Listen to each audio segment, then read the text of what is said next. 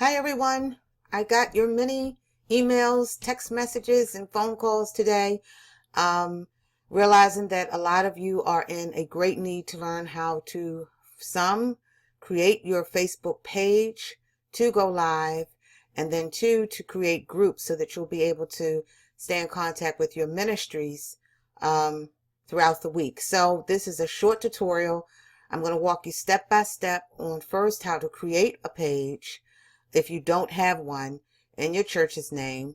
And then the second video will be how to connect your group to the page that you created. So we're going to jump right into it. First, you're going to need to create your church page from a personal profile page. Now, let me say this. You need to be very cognizant of the person who you are trusting to create the church's Facebook page. I would suggest that the page is created in either the pastor, under the pastor's Facebook profile, or a very trusted member of the staff. Because if the person who creates the actual Facebook page actually is the owner of that page. So if you have an employee who severs ties with the church or becomes disgruntled, it can be a real problem. So I just want you to make you aware of that first off. So I'm going to create a faux church for the purpose of this tutorial, and I'm going to create it first utilizing my own personal profile page. Okay, so when you go to your personal profile Facebook page, you'll see a little button that says create. I'm going to create, click on that button, and pardon the delay today, and we're going to create a page. You're going to create a business or brand page for this purpose because you're creating a page for the actual church itself. Then it should be the name of the church. You should use the name of the church, the official church's name, okay? So however you registered as a church, that is the name that you want to utilize for the name of your page. So here we're just going to say, Help Us Lord Church. The category that we're going to use is nonprofit. Now, religious organization will come up, but for donation purposes down the road, you want to be listed as a nonprofit organization. Hit continue.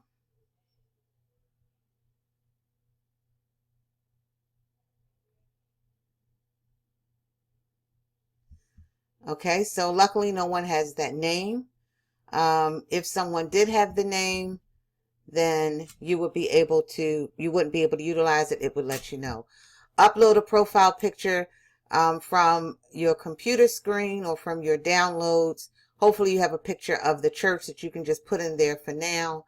I'm just going to use any picture. Hopefully something will come up.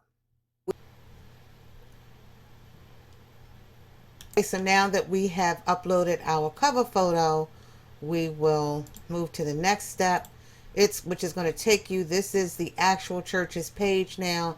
This would be the photograph of your pastor, I'm assuming, and this would be the photograph of your church. You want to make sure that the very first thing you do is go to the About section. In the About section is where you're going to tell the story about your church. Here would be a picture of your church, and you would upload it the same way that I showed you in the first portion, which is to go to your files and upload a photograph. Okay, so that's where you would take a lot of information that you have on your website. You would just pull that information into your Facebook page. It's going to be very important that your Facebook page mimic your homepage, really mimics your homepage of your website, because this really will become the homepage of your actual eChurch sanctuary. So you want to make sure that your story is told, which is pretty much like the story that you have on your website page.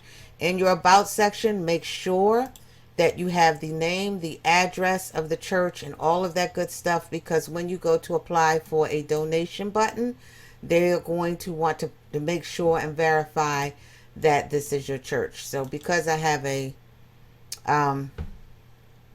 a homemade church, it's not going to show up for me. Okay. So that is a very, very important part that you want to make sure you create. So now it's creating my church. I can go back and put in all of the different information. If you want to create a username, you can do that as well. So it would be at, if you want to choose a shorter username, Facebook at, and then it would be the name of the church. Okay. The start date would be the start date. You can put in here the start date that you started the church if you like. The business types, and again, once you scroll down, you can go and you can edit all of these different areas. Your business does not sell goods or services online, so you would check this page represents a corporate office or headquarters.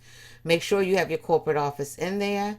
Here is where you would enter. This is your messenger. When people want to call you from your e-church and you tell people to call, you don't have to give them the church's phone number. If Facebook is their proposed method and this is eChurch, this is actually your Facebook phone number. Okay, and you can give that number out for people to call you and contact, and you will be able to contact people, or your team will be able to talk to people through their computers utilizing this Facebook number. Okay. Here you do want to enter the actual phone number of the church. This is so important for so many different reasons. Because we're going to eChurch at this point, I would suggest that you all look into getting a Google number. That's free, and that Google number can be temporary, and it can forward it to whatever telephone number whomever is taking the calls. As we move into this emergency eChurch planning, it's a good chance that some of you may not have the ability to forward your office phones to another personal phone number. So this is a good way, instead of giving someone your personal phone number or one of your staff members' personal phone numbers to screen the call, they can get what's called a Google number, and you can look that up from a Gmail account, your Gmail account. Okay. Enter the email. This should be the email of the person who's going to be responsible for managing your eChurch. So this is a part of your administrative department. Enter the website. Well, that's, you're going to enter your website address there. Make sure that your about section is really, really detailed. The rest of this is pretty much menu products, which really wouldn't apply to us. If someone asks about your page ID, and a lot of times they will ask if you're applying for donations, to be a part of, to receive donations, you would find your ID under your about section. Okay. Add button. This is the place where at one time you used to could just put donate and people could donate. Well, that has all changed. Now you have to apply through Facebook. It's a rather arduous, well, not too arduous process. It's just a lengthy process. However, Facebook has agreed to work expeditiously because of the virus to try to process church applications as quickly as possible. And once you get approved for a donate button, you will be able to come here and it would say donate. So when you're doing your live broadcast, this would be donate here, and people would click and they can make their donation right there from Facebook. And once you get everything set up, it could go straight to your bank accounts. Okay, so that is how you set up pretty much your Facebook page. Let's see, I'm trying to think really quick if there's anything else that there are settings in here that may apply to you, but that could be a different tutorial. I don't want to make this one too long. But you would go to settings to be able to make sure your page is published and all of this. This is pretty much self-explanatory, so I don't want to take your time up tonight and in this tutorial to go over that. But that's basically how you set the page up. And then the next interview, I'm going to show you how to set up a Facebook group. And then finally, we're going to connect your group to your page. All right, see you in the next video.